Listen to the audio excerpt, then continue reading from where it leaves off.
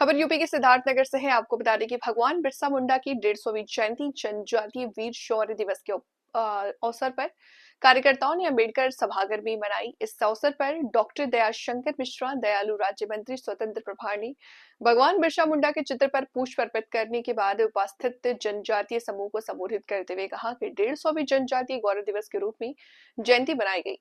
मंत्री दयालु ने कहा कि जनजातीय शौर्य की शान धरती आबा बिरसा मुंडा भगवान ऐसे नहीं कहलाए, अपितु 25 वर्ष की अवस्था में उनके संघर्ष देश और समाज के प्रति बहुत ही संघर्षशील रहा। जिस प्रकार हम सरदार भगत सिंह और गांधी के बलिदान को याद करते हैं, उससे पूर्व उनके संघर्षों गौरवशाली गाथा को स्मरण रखें।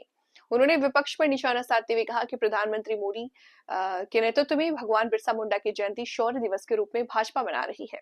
वहीं भाजपा जिलाध्यक्ष कन्हैया पासवान ने कहा कि भगवान बिरसा मुंडा जंगलों में निवास करने वाले जनजातीय आदिवासियों की उद्धार करते हैं। हमें उनके शौर्य और बलिदान के संघर्षों को याद रखने की जरूरत है। इस कार्य के दौरान प्रेस क्लब राष्ट्रीय कमेटी द्वारा ज्ञापन के माध्यम से भगवान बिरसा मुंडा एवं गौंड वीरांगना महारानी दुर्गावती की प्रतिमा लगाए जाने पर प्रस्ताव रखा गया।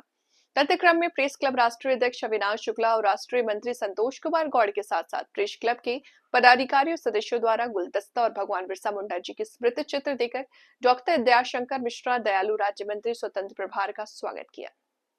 किसी संत समाज को आवश्यकता है, न किसी राजनीतिक दल को आवश्यकता है, न सरकार को आवश्यकता है।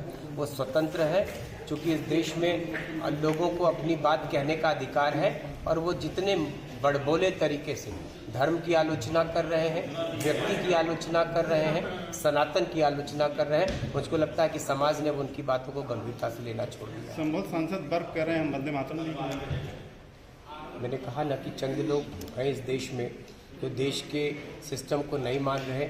आज उसी वंदे मातरम का 150वां वर्ष है और पूरा देश, ये आज़ादी का तराना है वंदे मातरम।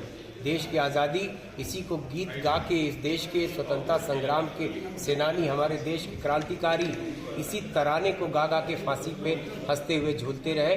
तो कोई एक व्यक्ति न करे, कोई एक समाज न करे, तो मुझको लगता है कि देश की आदिवासी विकास सेवा संस्थाओं द्वारा आदिवासी जननायकों का लगातार प्रतिमा